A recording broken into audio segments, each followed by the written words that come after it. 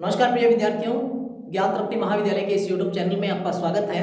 और आज हम बात करेंगे गोल्जी काय के अपने टॉपिक को कंटिन्यू करेंगे, क्योंकि प्रीवियस वीडियो के अंदर हमने बात की थी गोल्जी काय की कि गोल्जी काय जो होता है उसका उसकी खोज किसने की।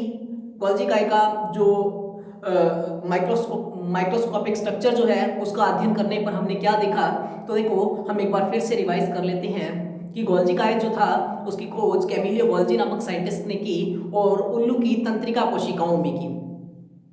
गोल्जी काय को पादप कोशिकाओं में डिक्टियोसोम के नाम से जाना जाता है। फिर हमने बात की थी कि गोल्जी काय जो होती है वो प्रोकैरियोटिक कोशिकाओं में एब्सेंट होती है, लेकिन यूकैरियोटिक कोशिकाओं में क्या होती है, प्रेजेंट होती है। मनुष्य की आरबीसी, जाली नलिकाएं और कवकों, इन तीनों में ही क्या है, जो गोल्जी काय होती है वो क्या होती है, एब्सेंट होती है। तो आज हम बात करते हैं गोल्जी काय के केमिकल कंपोजिशन की। उससे पहले आपको बताया था गोल्जी काय की माइक्रोस्कोपिक स्ट्रक्चर का अध्ययन करने पर हम देखते हैं कि गोल्जी काय के अंदर जो जब उसकी माइक्रोस्कोपिक स्ट्रक्चर यानी इलेक्ट्रॉन सूक्ष्मदर्शी द्वारा अध्ययन किया जाता है, तो गोल्जी काय तीन फॉर्म्स के में पाई जाती है, यानी तीन रूपों में पाई जाती है, जिसमें पहली थी सिस्टर्नी, दूसरी होती है इसमें ट्यूब्यूल्स और तीसरी होती है वेसिकल्स। तो गोल्जी काय इन तीन फॉर्म्स के अंदर पाई जाती है। सिस्टर्नी जो होती है सिक्के के ऊपर एक सिक्का रखा हुआ होता है, इस आधार पर होती है। और यदि हमने बात की तो देखो सिस्टर्नी जो होती है उसकी स्ट्रक्चर कुछ इस शेप में होती है, जिसके अंदर एक उत्तल सिरा होता है और एक अवतल सिरा होता है। इसका ऊपर वाला जो रीजन होता है वो अवतल होता है, नीचे वाला रीजन जो होता है वो किस प्रकार का होता है, उत्तल। गोल्जी काय की नीचे वाली जो फेज होती है वो होती है सिस फेज, जबकि ऊपर वाली फेज जो होती है वो कौन सी होती है, ट्रांस फेज होती है। मैंने आपको बताया था प्रीवियस वीडियो के अंदर कि गोल्जी काय की जो सिस फेज है वहां से क्या है, एंडोप्लाज्मिक रेटिकुलम में निर्मित पदार्थ जो होते हैं वो गोल्जी काय की सिस फेज के द्वारा, जिसको हम फॉर्मिंग फेज भी कहते हैं, वहां से प्रवेश करते हैं और ट्रांस फेज से होते हुए सेल के बाहर निर्मुक्त कर दिए जाते हैं। अर्थात जो गोल्जी काय की सिस्टर्नी वाला भाग होता है इसके अंदर इनका जो रासायनिक रूपांतरण होता है, यानी एंडोप्लाज्मिक रेटिकुलम में जो भी निर्मित पदार्थ होते हैं उन सबका रासायनिक रूपांतरण जो होता है वो किसके अंदर होता है, सिस्टर्नी के अंदर होता है। तो आइए हम बात करते हैं गोल्जी काय की केमिकल कंपोजिशन की, गोल्जी काय का रासायनिक संगठन क्या होता है। जैसे कि मैंने आपको प्रीवियस वीडियो में बताया था कि गोल्जी काय जो होती है, देखो उसमें 60% तक तो क्या पाया जाता है, प्रोटीन पाया जाता है। गोल्जी काय में 60% प्रोटीन और 40% क्या पाई जाती है, लिपिड की मात्रा पाई जाती है। अर्थात जो गोल्जी काय है वो दो चीजों का केमिकल कंपोजिशन है, पहला है प्रोटीन और दूसरा है लिपिड। जिस प्रकार हम जिस प्रकार हम प्लाज्मा मेम्ब्रेन की स्ट्रक्चर का अध्ययन करते हैं तो हम देखते हैं प्लाज्मा मेम्ब्रेन जो होती है उसके अंदर भी लिपिड और प्रोटीन और कार्बोहाइड्रेट तीन चीजों का मिश्रण होता है, जबकि इसके अंदर हमें दो पदार्थ देखने को मिलते हैं, एक है लिपिड और दूसरा है प्रोटीन। लिपिड की मात्रा है इसमें 40% और जो प्रोटीन की मात्रा है वो कितनी है, 60% है। यदि हम बात करें, यदि देखो हम बात करते हैं तो देखो प्रवणता अपकेंद्री विधि द्वारा गोल्जी काय का पृथक्करण, इसका जैव रसायन संगठन ज्ञात किया गया। यानी प्रवणता अपकेंद्री विधि द्वारा गोल्जी काय का पृथक्करण करके इसका बायोलॉजिकल जो केमिकल कंपोजिशन है वो ज्ञात किया गया। इसकी अंतःप्रद्रवी जालिका तथा प्लाज्मा मेम्ब्रेन से तुलना की गई। जब एंडोप्लाज्मिक रेटिकुलम के केमिकल कंपोजिशन की बात की गई तो इसकी तुलना उन्होंने एंडोप्लाज्मिक रेटिकुलम और प्लाज्मा मेम्ब्रेन से की। और क्या पता लगा कि गोल्जी काय का रासायनिक संगठन अंतःप्रद्रवी जालिका व प्लाज्मा मेम्ब्रेन के मध्य की अवस्था का होता है। मतलब दोनों का जो मिड फॉर्म होती है वो क्या होती है, गोल्जी काय होती है।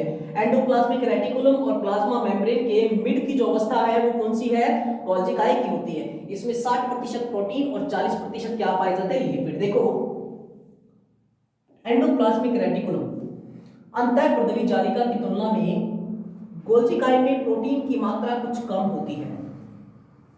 एंडोप्लाज्मिक रेटिकुलम की तुलना में, यानी हम बात करें ईआर की, तो एंडोप्लाज्मिक रेटिकुलम में जो प्रोटीन की मात्रा है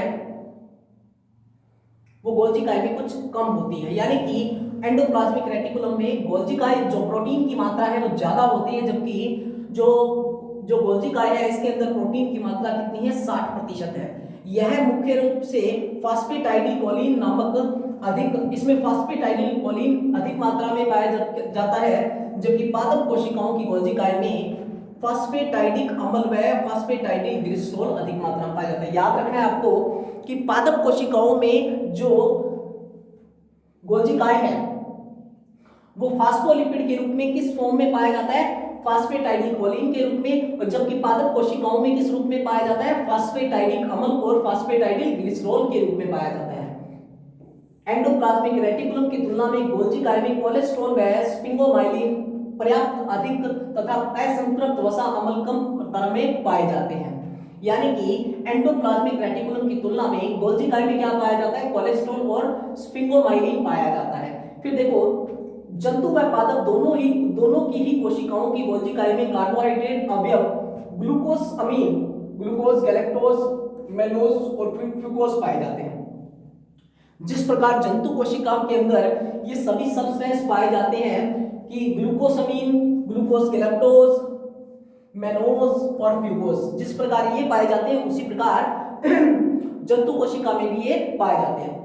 परंतु पादपों में जाइलोज तथा अरेबिनोज, पेंटोज शर्करा भी पाई जाती है। पादपों में एक्स्ट्रा क्या है? जाइलोज, अरेबिनोज और पेंटोज शुगर जो है वो ज्यादा मात्रा में पाई जाती है। साइक्लिक अम्ल साइएलिक अम्ल की मात्रा जंतु कोशिकाओं की गोल्जिकाओं की कलाओं से पर्याप्त अधिक होती है। साइएलिक एसिड जो होता है उसकी मात्रा जंतु कोशिकाओं की गोल्जिकाएं की तुलना में गोल्जिकाएं में अधिक मात्रा में होती है। फिर हमने बात की कि गोल्जिकाएं में कौन कौन से एंजाइम पाए जाते हैं। तो सबसे पहला एंजाइम है थायमिन पाइरोफॉस्फेटेज या न्यूक्लियोसाइड डाइफॉस्फेटेज एंजाइम। देखो, गोल्जी कायल में भी क्या पाए जाते हैं? कुछ एंजाइम्स पाए जाते हैं। वो एंजाइम्स कौन से हैं? सबसे पहला एंजाइम है थायमिन पाइरोफॉस्फेटेज या न्यूक्लियोसाइड डाइफॉस्फेटेज। देखो, जब इनका पृथक्करण किया जाता है तो गोल्जी कायल में यह एंजाइम सबसे ज्यादा पाया गया। गोल्जी कायल के अंदर सबसे अधिक मात्रा में पाया जाने वाले एंजाइम्स का नाम लिखिए। ये क्वेश्चन आपके बनता है कि गोल्जी कायल के अंदर सबसे अधिक मात्रा में पाए जाने वाला एंजाइम कौन सा है? थायमिन पाइरोफॉस्फेटेज। आप एक नाम याद रख लो, थायमिन पाइरोफॉस्फेटेज जो है वो गोल्जी कायल के अंदर सर्वाधिक मात्रा में पाया जाने वाला एंजाइम है। दूसरा देखो 5' न्यूक्लियोटाइडेज। तीसरा है ग्लाइकोसिल ट्रांसफेरेज। देखो, गोल्जी कायल से संबंध यह सबसे प्रमुख एंजाइम है जो कि ग्लाइकोप्रोटीन निर्माण के दौरान ओलिगोसैकेराइड्स को प्रोटीन पर ट्रांसफर करने की प्रक्रिया से क्या होता है? संबंधित होता है। तो हमने बात की यहाँ पर 3 प्रकार के एंजाइम्स की कि थायमिन पाइरोफॉस्फेटेज जो है, जो गोल्जी कायल है उसके अंदर सबसे ज्यादा मात्रा में पाया जाने वाला एंजाइम है। और अगर बात की जाए कि गोल्जी कायल का सबसे मुख्य एंजाइम कौन सा है, तो वह है ग्लाइकोसिल ट्रांसफेरेज एंजाइम। तो हमने यहाँ पे बात की कि गोल्जी कायल का केमिकल कंपोजिशन जो होता है वो क्या होता है। अब हम बात करेंगे गोल्जी कायल के फंक्शन की। तो देखिए, हम बात करते हैं गोल्जी कायल के फंक्शन की, जिसमें सबसे पहला फंक्शन है सीक्रेशन का। सीक्रेशन का मतलब होता है स्त्रवण। जैसा कि नाम मैंने आपको पहले भी बताया था कि जो गोल्जी कायल होता है या गोल्जी बॉडीज जो होती है उसका मुख्य कार्य है सीक्रेशन का। और किस प्रकार के सीक्रेशन का, यानी स्त्रवण का जो मुख्य कार्य है वो गोल्जी कायल का होता है, क्योंकि एंडोप्लाज्मिक रेटिकुलम में निर्मित पदार्थ जो होते हैं उनका रासायनिक रूपांतरण करके उनको क्या है कोशिका के जो बाहर जो निर्मुक्त किया जाता है, जिस कारण इन्हें कहते हैं कि गोल्जी कायल का मुख्य कार्य क्या है? स्त्रवण करने का। देखिए, हम बात करेंगे इसके अंदर किस प्रकार से इसका सीक्रेशन होता है। देखो, गोल्जी कायल का प्रमुख कार्य विभिन्न पदार्थों का स्त्रवण करने का होता है। यानी गोल्जी कायल का प्रमुख कार्य है विभिन्न पदार्थों का सीक्रेशन करने का। इसमें विभिन्न पदार्थों का कोशिका के द्वारा स्त्रवण, लाइसोसोम में पेरोक्सिसोम में उपस्थित एंजाइम का स्त्रवण या प्लाज्मा कला में पाए जाने वाले प्रोटीन का सीक्रेशन व समावेशन सम्मिलित होता है। होता कैसे है? देखो, कोशिका के स्त्रवण में गोल्जी कायल की प्रमुख भूमिका का एक महत्वपूर्ण उदाहरण क्या है? देखो, अग्नाशय की एसिनल कोशिकाओं द्वारा प्रोटीन का सीक्रेशन करना। अग्नाशय की जो एसिनल सेल्स होती हैं उनके द्वारा प्रोटीन का जो सीक्रेशन होता है वो किसके माध्यम से होता है? गोल्जी बॉडीज के माध्यम से होता है। देखो, कारो और पेलाडी 2 साइंटिस्ट थे इन्होंने 1964 में इस प्रक्रिया को अपने स्व-विकिरणी चित्रण अध्ययनों के आधार पर प्रमाणित किया। उन्होंने देखा कि कणिका में अंतःप्रद्रवी जालिका की सतह पर, कणिका में अंतःप्रद्रवी जालिका अर्थात ऐसे एंडोप्लाज्मिक रेटिकुलम जिस पर क्या पाए जाते हैं, राइबोसोम पाए जाते हैं। कणिका में अंतःप्रद्रवी जालिका की सतह पर उपस्थित राइबोसोमों में प्रोटीन का क्या होता है, संश्लेषण होता है और ये नव प्रोटीन अंतःप्रद्रवी जालिका के भीतर प्रवेश करते हैं तथा यहां से अंतःप्रद्रवी जालिका द्वारा बने ट्रांजिशन वेसिकल्स में भर जाते हैं। देखो कैसे, यहां पे आपको एक डायग्राम दिया गया है।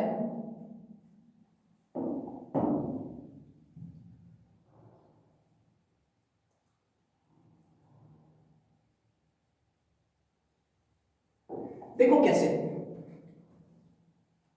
इस डायग्राम को देखो, इस डायग्राम के अंदर ये एंडोप्लाज्मिक रेटिकुलम दिखाई दे रही है। ये आपको क्या दिखाई दे रही है, जहां पे मैं ओवर इस पे ट्रेस कर रहा हूं, ये है एंडोप्लाज्मिक रेटिकुलम, अंतःप्रद्रवी जालिका। किस प्रकार की है, स्मूथ एंडोप्लाज्मिक नहीं है, ये है RER, रफ एंडोप्लाज्मिक रेटिकुलम, खुरदरी अंतःप्रद्रवी जालिका। और ये अंतःप्रद्रवी जालिका पर पाए जाने वाले राइबोसोम के ग्रेन्यूल्स हैं, यानी ये राइबोसोम के ग्रेन्यूल्स हैं या फिर राइबोसोम के कण हैं।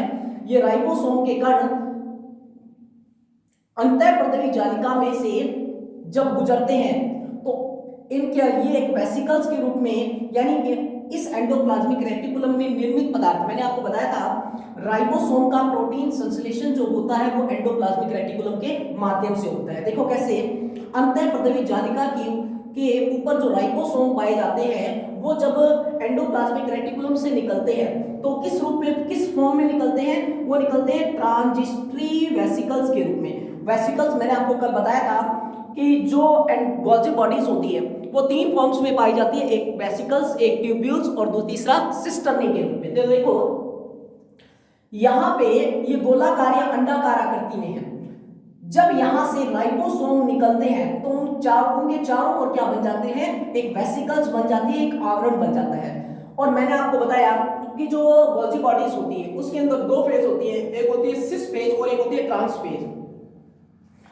जो इसकी उत्तल सतह होती है, ये उत्तल सतह है, इस तरीके से है। ये उत्तल सतह जो होती है वो सिस फेज या मैच्योरिंग फेज कहलाती है, जबकि ट्रांस फेज जो होती है, सिस फेज जो होती है वो फॉर्मिंग फेज कहलाती है। ट्रांस फेज को हम क्या कहते हैं, ट्रांस फेज को हमने एक नाम और दिया था, मैच्योरिंग फेज, मैच्योरिंग फेज। और इसे हम कहते हैं सिस फेज या फॉर्मिंग फेज।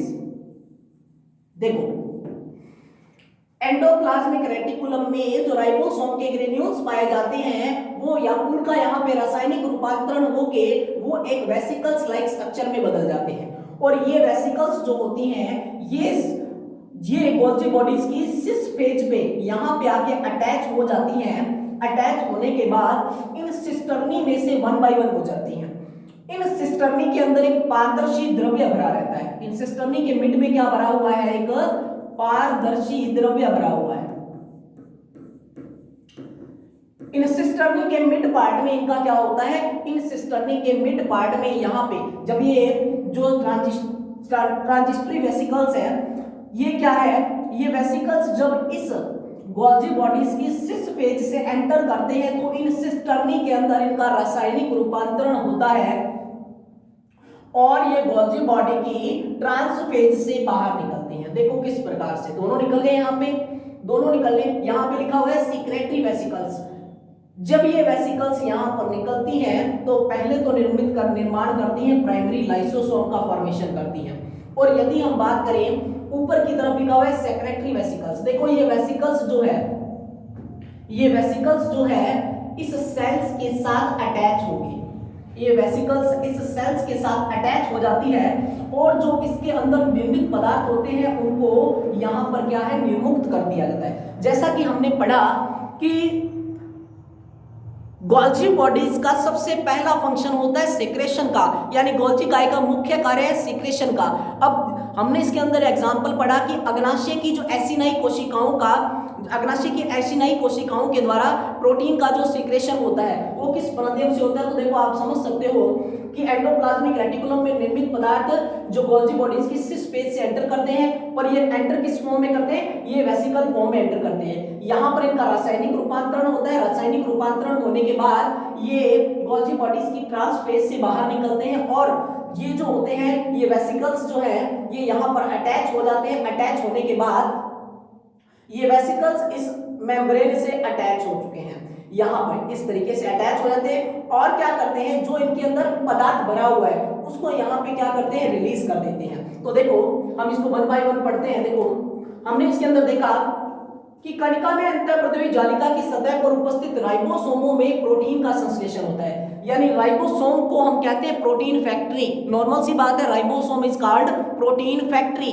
तो राइबोसोम को जब हम प्रोटीन फैक्ट्री कहते हैं तो इसका मतलब प्रोटीन का निर्माण जो है वो किसके माध्यम से होता है? राइबोसोम के माध्यम से होता है। तो जो कणिका में अंतःप्रद्रवी जालिका होती है यानी रफ एंडोप्लाज्मिक रेटिकुलम जो होती है उस पर पाए जाने वाले राइबोसोमों में प्रोटीन का संश्लेषण होता है और ये जो नवनिर्मित प्रोटीन है ये एंडोप्लाज्मिक रेटिकुलम के क्या है, भीतर प्रवेश करते हैं। यानी जो राइबोसोम है वो प्रोटीन का संश्लेषण करेगा, जो प्रोटीन बनेगी वो एंडोप्लाज्मिक रेटिकुलम के भीतर प्रवेश करेगी और वहां से संक्रामी आशयों के रूप में बाहर निकलेगी। किस रूप में? ट्रांजिशनल वेसिकल्स का मतलब था संक्रामी आशयों में के रूप में बाहर निकलती है और इनके अंदर जो मटेरियल है वो भर जाता है। अब देखो संक्रामी आशय यानी ये वाले संक्रामी आशय गोल्जी काय के समरूपण तल से संयुक्त हो जाते हैं। संयुक्त का मतलब जो ये वेसिकल्स है ये यहाँ पर क्या हो जाएगी, अटैच हो जाएगी तथा इनमें उपस्थित प्रोटीन गोल्जी की सिस्टर्नी में प्रवेश कर जाते हैं। अब यहाँ पे जो प्रोटीन होगी ये जो मटेरियल था ये यहाँ पे अटैच हो गए। अटैच होने के बाद इनमें उपस्थित प्रोटीन गोल्जी काय की सिस्टर्नी में प्रवेश कर जाते हैं। यहां से जो ट्रांजिशनल वेसिकल्स या संक्रामी आशय थे ये गोल्जी काय की इस सिस फेज के साथ अटैच हो जाएंगे और इनके अंदर जो मटेरियल है वो गोल्जी काय की सिस्टर्नी में जाएगा।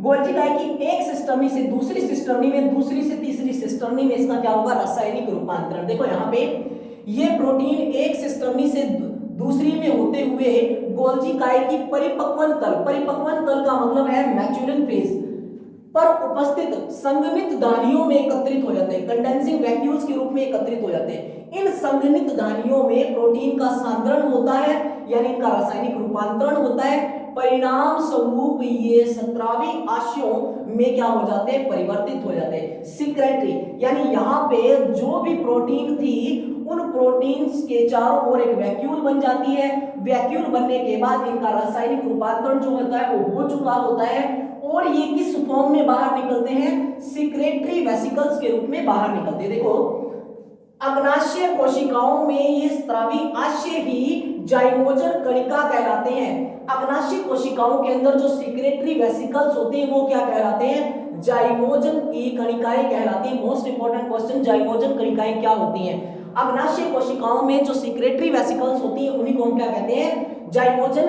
ग्रेन्यूल्स कहते हैं, जाइमोजन कणिकाएं कहते हैं। इनको इनकी इलेक्ट्रॉन अपारदर्शी अंशों की उपस्थिति के कारण इलेक्ट्रॉन सूक्ष्मदर्शी से यह पहचाना गया है। अंत में लास्ट में क्या होता है, स्रावी आशय में प्लाज्मा कला से संयुक्त होकर अंत में सीक्रेटरी वेसिकल्स जो होती है वो प्लाज्मा मेम्ब्रेन से संयुक्त होकर यहां पे संयुक्त हो जाएंगे, अटैच हो जाएंगी। एक्सोसाइटोसिस द्वारा स्रावी कणों को क्या कर देते हैं, मुक्त कर देते हैं।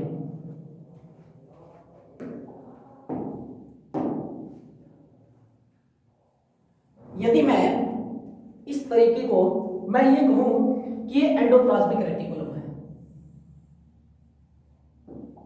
ये है एंडोप्लाज्मिक रेटिकुलम और ये एंडोप्लाज्मिक रेटिकुलम की सरफेस पर पाए जाने वाले राइबोसोम के ग्रेन्यूल्स हैं। यहां पे राइबोसोम है। इन राइबोसोम में ये राइबोसोम जो होते हैं यहां पे बना देता हूं मैं, ये राइबोसोम है, ये क्या है, राइबोसोम है। ये राइबोसोम क्या करेंगे, देखो मैं आपको एक नॉर्मल वे में समझा रहा हूं। ये एंडोप्लाज्मिक रेटिकुलम है, एंडोप्लाज्मिक रेटिकुलम पर पाए जाने वाले राइबोसोम है। राइबोसोम को मैंने यहां पे बना दिया। मैंने कहा कि राइबोसोम क्या फॉर्मेशन करते हैं, प्रोटीन का फॉर्मेशन करते हैं। ये राइबोसोम जब इस एंडोप्लाज्मिक रेटिकुलम में से होकर गुजरते हैं तो किस फॉर्म में निकलते हैं? ये निकलते हैं, ये प्रोटीन के ग्रेन्यूल्स हैं। अंदर की तरफ जो है वो प्रोटीन है, अंदर की तरफ प्रोटीन है और इनको हम कहते हैं संक्रामी आशय, संक्रामी आशय कहते हैं। और यहां पे मैं बना देता हूं, ये है गोल्जी बॉडीज।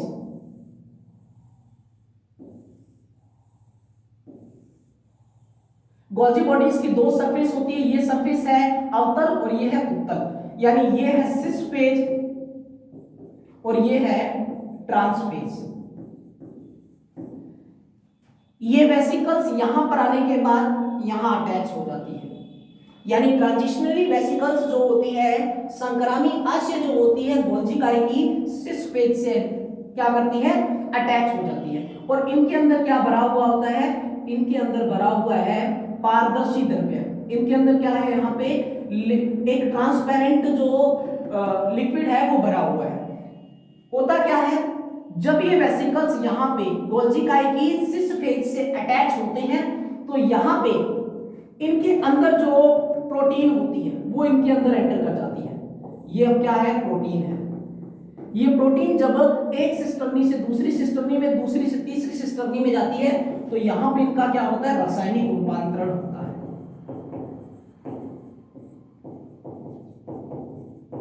यहां पे इनका रासायनिक रूपांतरण होता है और ये जो है ये किस फॉर्म में बाहर निकलते हैं? ये निकलते हैं स्त्रावी आशयों के रूप में। सिक्रेटरी वेसिकल्स का मतलब स्त्रावी आशयों के रूप में। और यहां पे ये है प्राइमरी लाइसोसोम, प्राइमरी लाइसोसोम के रूप में। अब यहां पे ये जो है ये है प्लाज्मा मेम्ब्रेन। ये क्या है? Plasma membrane. होता क्या है, ये जब इससे जुड़ते हैं, ये वेसिकल्स यहां पे आके प्लाज्मा मेम्ब्रेन के साथ अटैच हो जाते हैं। अब क्या होता है, यहां पर होती है एक्सोसाइटोसिस की प्रोसेस, एक्सोसाइटोसिस की प्रोसेस। अब यहां पर जो ग्रेन्यूल्स हैं वो कहां आ जाएंगे? प्लाज्मा मेम्ब्रेन को क्रॉस करके यहां पे अंदर की तरफ, यानी प्लाज्मा मेम्ब्रेन को क्रॉस करके अंदर की तरफ आ जाएंगे और सेल जो है, ये सेल जो है कुछ इस तरीके से इन्वेजिनेटेड हो जाएगी। प्लाज्मा मेम्ब्रेन जो है कुछ इस तरह से इन्वेजिनेटेड हो जाएगी। सिक्रेटरी वेसिकल्स यहां पे अटैच हो जाएंगे। अटैच होने के बाद इनके अंदर जो मटेरियल है वो यहां पे क्या कर दिया जाएगा? स्त्रावित प्रोटीन्स। प्रोटीन को कहां स्त्रावित कर दिया जाएगा? बाहर की तरफ स्त्रावित कर दिया जाएगा। तो हमारा जो टॉपिक था यहाँ पे ये हमने जो पढ़ा ये उसी के समान है। एंडोप्लाज्मिक रेटिकुलम, एंडोप्लाज्मिक रेटिकुलम में पाए जाने वाले राइबोसोम के ग्रेन्यूल्स, राइबोसोम के ग्रेन्यूल्स प्रोटीन का निर्माण करते हैं जो कि ट्रांजिस्टरी वेसिकल्स के रूप में बनकर निभरते हैं या संक्रामी आशय जो होते हैं ये सिस फेज में एंटर करते हैं। सिस फेज से एंटर करने के बाद एक सिस्टर्नी से दूसरी सिस्टर्नी में, इनको बोलते हैं सिस्टर्नी। यहां से सिस्टर्नी से होते हुए ट्रांस फेज से बाहर निकलेंगे। ट्रांस फेज से बाहर निकलने के बाद यानी मैच्योरिंग फेज से बाहर निकलेंगे और यहां पे अटैच हो जाएंगे। तो ये पहला फंक्शन हमने पढ़ा किसका? हमने पहला फंक्शन पढ़ा कि जो गोल्जी काय का पहला फंक्शन होता है वो क्या होता है? गोल्जी काय का पहला फंक्शन होता है यहाँ पे सिक्रेशन का। हम दूसरे फंक्शन की बात करते हैं, प्रोटीन का ग्लाइकोसाइडेशन। देखो प्रोटीन का ग्लाइकोसाइडेशन क्या होता है? रोथमैन, शेक्टर और रोसमैन तीन वैज्ञानिक थे एवं ह्यूबर्ट और इवार्ट व अन्य वैज्ञानिकों ने इस प्रक्रिया से अंतःप्रद्रवी जालिका व गोल्जी काय की महत्वपूर्ण भूमिका का विस्तृत वर्णन प्रस्तुत किया। हमें इससे लेना देना नहीं है हमें मेन चीज पढ़नी है कि प्रोटीन का क्या होता है? ग्लाइकोसाइडेशन जो होता है वो कौन करता है? एंडोप्लाज्मिक रेटिकुलम करती है। किस प्रकार से? देखो प्रोटीन संश्लेषण के पश्चात, जब प्रोटीन का संश्लेषण हो जाता है इसके पश्चात इसका ग्लाइकोसाइडेशन भी प्रारंभ हो जाता है। कणिका में अंतःप्रद्रवी जालिका में ही प्रारंभ हो जाता है, यानी कि वही प्रोसेस है सेम जो मैंने आपको बताई। प्रोटीन का ग्लाइकोसाइडेशन में देखो जब राइबोसोम प्रोटीन का निर्माण कर देते हैं तो यहाँ पे ग्लाइकोसाइडेशन की प्रोसेस भी प्रारंभ हो जाती है। कहां पे होती है? एंडोप्लाज्मिक रेटिकुलम में। तथा गोल्जी इकाई की सिस्टर्नी में जारी रहता है। पॉलीपेप्टाइड में मोनोसैकेराइड्स के अणु जोड़ दिए जाते हैं। सर्वप्रथम एंडोप्लाज्मिक रेटिकुलम में ओलिगोसैकेराइड प्रोटीन के एस्पराजीन अवशिष्ट से जुड़ जाती है। यहाँ पर ही इसमें एक मैनोज व 3 ग्लूकोज इकाइयां पृथक कर दी जाती हैं। अंतःपर्दवी जालिका में ग्लाइकोसाइडेशन प्रक्रिया को कोर ग्लाइकोसाइडेशन व कार्बोहाइड्रेट श्रृंखला को कोर क्षेत्र कहते हैं। इसके पश्चात यह ग्लाइकोप्रोटीन गोल्जी इकाई के समकक्ष तल पर स्थानांतरित कर दी जाती है। समकक्ष गोल्जी इकाई सिस्टर्नी से इस ग्लाइकोप्रोटीन से 5 से मैनोज व 3 ग्लूकोज इकाइयां अलग कर दी जाती हैं। यानी वही प्रोसेस है जो हमने पहले सीक्रेशन वाले में पढ़ी, बस इसके अंदर क्या दिया गया है, इनके अंदर दिया गया है कि प्रोटीन जो होती है उसका जब राइबोसोम प्रोटीन का संश्लेषण कर देते हैं तो वहीं पर उसी के साथ साथ क्या होती है, प्रोटीन के ग्लाइकोसाइडेशन की प्रोसेस भी स्टार्ट हो जाती है। कहने का मतलब है जैसे ही एंडोप्लाज्मिक रेटिकुलम में जो राइबोसोम है वो प्रोटीन का निर्माण करते हैं तो वहां पर जो पेप्टाइड पॉलीपेप्टाइड इकाइयां होती हैं वो क्या होते हैं, पॉलीपेप्टाइड इकाइयों में मोनोसैकेराइड्स के अणु जोड़ दिए जाते हैं और अंतःपर्दवी जालिका में ओलिगोसैकेराइड्स जो होते हैं वो प्रोटीन के एस्पराजीन्स के अपशिष्ट से जुड़ती हैं। यहाँ पर ही इसमें क्या हो जाते हैं, विभिन्न प्रकार की 3 ग्लूकोज की इकाइयां और एक मैनोज की इकाई आपस में जुड़ जाती है। तो यहाँ पे ये हमने बात की दूसरे की, हम मेन फंक्शंस की बात करेंगे जो आप कर सको। तीसरा है देखो लाइसोसोम का फॉर्मेशन। हमने अभी देखा कि जो हमने डायग्राम के अंदर देखा, मैंने नीचे की तरफ लिखा था प्राइमरी लाइसोसोम, तो देखो वो कैसे होता है। देखो प्राथमिक लाइसोसोम का निर्माण यानी प्राइमरी लाइसोसोम का निर्माण गोल्जी इकाई के द्वारा होता है। देखो कैसे है, इसके निर्माण की प्रक्रिया प्रोटीन युक्त आश्यों के निर्माण के समान ही होती है। यानी कि लाइसोसोम के निर्माण की जो प्रक्रिया है वो प्रोटीन युक्त वेसिकल्स के निर्माण के समान ही होती है। यानी प्रोटीन पर जो वेसिकल्स पाई जाती है उसके समान ही होती है।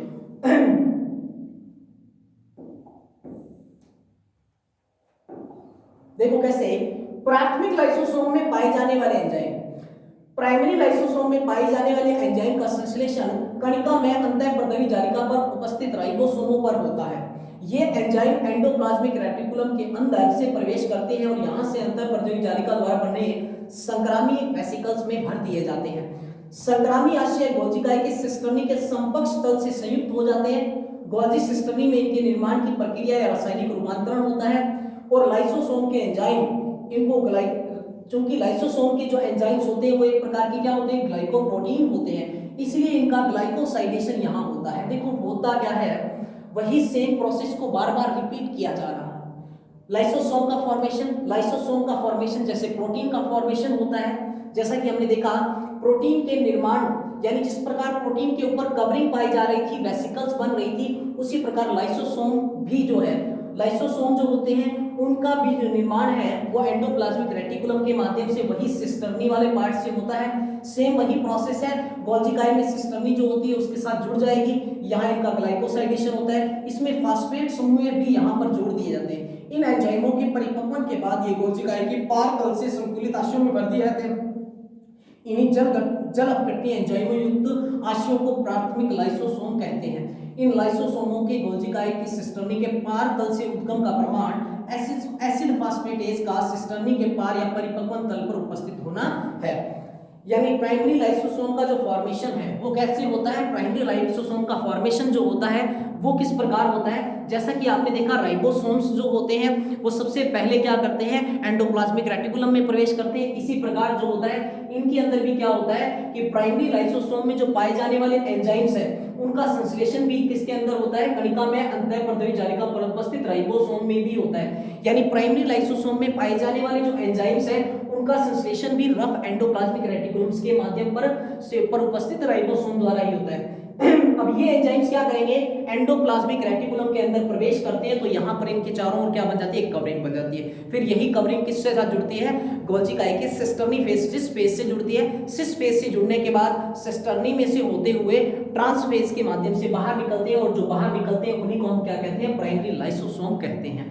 फिर देखो एक्रोसोम का फॉर्मेशन, ये मोस्ट इंपोर्टेंट क्वेश्चन है। एक्रोसोम के फॉर्मेशन की प्रक्रिया को समझाइए। एक्रोसोम के फॉर्मेशन की प्रक्रिया का डायग्राम आपके सामने है। किस प्रकार से, देखो स्पर्मेटोजेनेसिस की स्पर्मियोजेनेसिस प्रावस्था में, यहाँ पे स्पर्मेटोजेनेसिस और स्पर्मियोजेनेसिस प्रक्रिया में डिफरेंस होता है। स्पर्मेटोजेनेसिस होता है कि जो एक जर्मिनल एपिथेलियम की सेल्स होती है उससे कंप्लीट जो स्पर्म के निर्माण की प्रक्रिया है वो कहलाती है स्पर्मेटोजेनेसिस। लेकिन स्पर्मियोजेनेसिस शुक्राणु जनन की जो प्रक्रिया होती है उसके अंदर हम पढ़ते हैं कि गोल व गतिहीन शुक्राणु पूर्वी कोशिकाओं का गतिशील व शुक्राणु अवस्था में परिवर्तन को ही हम क्या कहते हैं, यानी जो स्पर्म गोल और गतिहीन होता है उसको यदि गतिमान बना दिया जाए और इलोंगेटेड बना दिया जाए तो वो कहलाती है स्पर्मियोजेनेसिस की प्रोसेस। मैंने प्रीवियस वीडियोस के अंदर इसमें स्पर्मेटोजेनेसिस और स्पर्मियोजेनेसिस दोनों को ही समझाया है, देख लेना आप। देखो सीधी सी बात है, स्पर्मेटोजेनेसिस की स्पर्मियोजेनेसिस प्रवस्था के दौरान शुक्राणु के एक्रोसोम का निर्माण गोल्जी काय से होता है। कैसे? बिल्ली के शुक्राणु जनन के दौरान गोल्जी काय से एक्रोसोम के निर्माण की प्रक्रिया का संक्षिप्त विवरण निम्न प्रकार से किया जा सकता है। देखो होता क्या है, देखो शुक्राणु जनन की प्रारंभिक अवस्था में शुक्राणु जनन की प्रारंभिक अवस्था में शुक्राणु पूर्वी यानी स्पर्मेटिड्स में गोल्जी काय की सिस्टर्नी छोटी छोटी दानियों के चारों ओर वर्ताकार पंक्तियों के रूप में व्यवस्थित हो जाती है। यहां पे एक्रोसोम के निर्माण की प्रक्रिया दी गई है। यहां पे ये है स्पर्मेटिड सेल, शुक्राणु पूर्व कोशिकाएं। इस शुक्राणु पूर्व कोशिकाओं के अंदर शुक्राणु पूर्वी कोशिकाओं के अंदर ये है शुक्राणु पूर्वी कोशिकाओं का केंद्रक, ये है इसका केंद्रक। इस केंद्रक के चारों ओर गोल्जी बॉडीज जो होती है वो किस रूप में पाई जाती है? छोटी छोटी दानियों के रूप में पाई जाती है और वर्ताकार रूप में पाई जाती है। अब इनमें से एक दानी जो होती है, देखो बिल्कुल सिंपल सी प्रोसेस है। स्पर्मियोजेनेसिस की प्रारंभिक अवस्था में स्पर्मेटिड, ये है स्पर्मेटिड, ठीक है, ये है स्पर्मेटिड।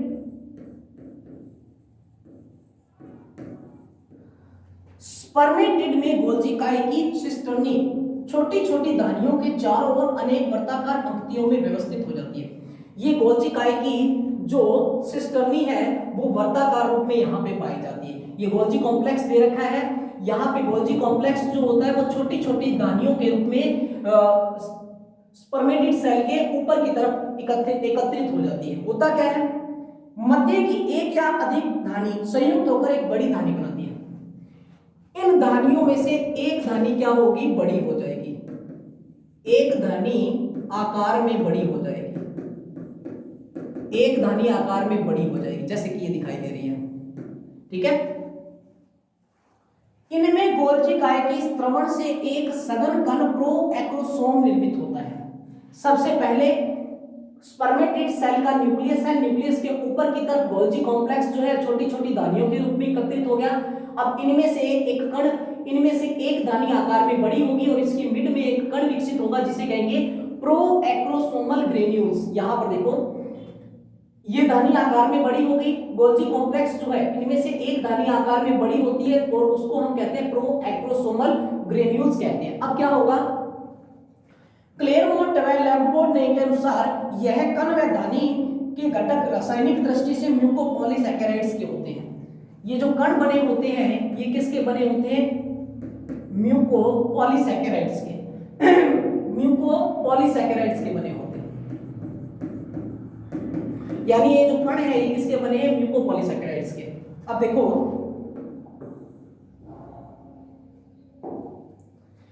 दानी एक्रोसोम कण के साथ केंद्रक के अग्रतल अंतस्थ सिरे के समीप स्थानित, यानी जो ये प्रोएक्रोसोमल ग्रेन्यूल्स बनता है ये आकार में वृद्धि करता है और केंद्रक के टिप पार्ट पर क्या होता है? एकत्रित हो जाता है, यानी टिप पार्ट पर आ जाता है। यह कण व दानी में वृद्धि होती है, इसके आकार में वृद्धि होगी और दानी एक बड़े आशय का रूप ले लेती है, एक वेसिकल्स का रूप ले लेती है। यहाँ पे इस आशय के द्रव पदार्थ निष्कासित कर दिए जाते हैं, यानी इसके अंदर जो द्रव्य पदार्थ होते हैं वो यहाँ पर अटैच होने के बाद निर्मुक्त कर दिए जाते हैं तथा कण व आशय के केंद्र के अग्राधि भाग भाग के ऊपर फैल जाता है, शेष बची हुई गोल्जी कार्य का प्रतिक्रमण हो जाता है, वह अंततः गोल्जी रेस्ट के रूप में शुक्राणु द्वारा निष्कासित कर दी जाती है। स्पर्मेटेड सेल के ऊपर गोल्जी कॉम्प्लेक्स एक छोटी छोटी धानियों के रूप में एकत्रित हुआ। इनमें से एक धानी आकार में वृद्धि करके प्रोएक्टोसोमल ग्रेन्यूल्स का फॉर्मेशन करती है। यहाँ पे ये धानी जो प्रोएक्टोसोमल ग्रेन्यूल्स होता है, इसके अंदर जो द्रव्य पदार्थ होता है वो भरा हुआ है, और ये जो ये प्रोएक्टोसोमल ग्रेन्यूल्स स्पर्मेटेड सेल के केंद्र के ऊपर आ जाता है, आकार में क्या करता है, वृद्धि करता है। बाद में इसके अंदर का जो लिक्विड पोर्शन होता है वो बाहर निकल जाता है, और जो एक्टोसोमल ग्रेन्यूल्स होता है वो इस केंद्र के अग्रभाग पर इस तरीके से फैल जाता है ऊपर की तरफ, और इसके अंदर बाकी जो बची है जो गोल्जी कॉम्प्लेक्स होते हैं या धानियां जो होती है ये नष्ट हो जाती है। सिर्फ और सिर्फ क्या बचता है, एक्रोसोमल ग्रेन्यूल्स जो होता है वो फॉर्मेशन करता है किसका, एक्रोसोम का फॉर्मेशन करता है। इसके नीचे क्या आ जाएगा, इसके नीचे आ जाएगा इसका केंद्रक वाला भाग, इसके नीचे क्या आ जाएगा, इसका केंद्रक वाला भाग। तो यहां पे हमने बात की कि जो एक्रोसोम का फॉर्मेशन होता है वो किस प्रकार से होता है। फिर देखो लिपिड का संश्लेषण और स्त्रवण, यहाँ पे लिपिड का संश्लेषण और स्त्रवण का कार्य भी किसका होता है, गोल्जी काय का होता है। इसमें मेन चीज है वर्णकों का संश्लेषण। देखो नोविकोव नामक साइंटिस्ट के अनुसार जो गोल्जी काय में मिलेनियन कणों का निर्माण, जो गोल्जी काय है वो मिलेनियन कणों के निर्माण में भी क्या है, महत्वपूर्ण भूमिका निभाती है। रेटिना की कोशिकाओं में भी वर्णक के निर्माण में भी किसकी महत्वपूर्ण भूमिका होती है, गोल्जी काय की महत्वपूर्ण भूमिका होती है। और प्लाज्मा कला का निर्माण जो आपको डायग्राम मैंने बताया था इस तरीके का कि जो वेसिकल्स होते हैं वो यहाँ पर आकर जुड़ते हैं। जब ये वेसिकल्स यहाँ पे आके जुड़ेंगे तो इसके साथ इस तरीके से अटैच हो जाएंगे, और इसी के अंदर रह जाएंगे। देखो कैसे, गोल्जी काय द्वारा बने स्रावी आश्यों द्वारा अपने अवयवों के, यानी इसके अंदर जो मटेरियल होता है वो यहाँ पे निर्मुक्त कर दिया गया। ये आश्य प्लाज्मा कला के साथ संयुक्त हो जाते हैं, यहाँ पर अटैच होकर प्लाज्मा मेम्ब्रेन के साथ। इस प्रकार स्रावी आश्य की प्लाज्मा कला में समेकित होकर इसका पृष्ठीय क्षेत्रफल बढ़ाते हैं। यानी कि प्लाज्मा मेम्ब्रेन के निर्माण में, यानी कि प्लाज्मा मेम्ब्रेन का मतलब देखो, जब ये स्रावी वेसिकल्स, हमने इसके अंदर प्रीवियस डायग्राम में हमने देखा था कि कोई प्लाज्मा मेम्ब्रेन जो है, मान लो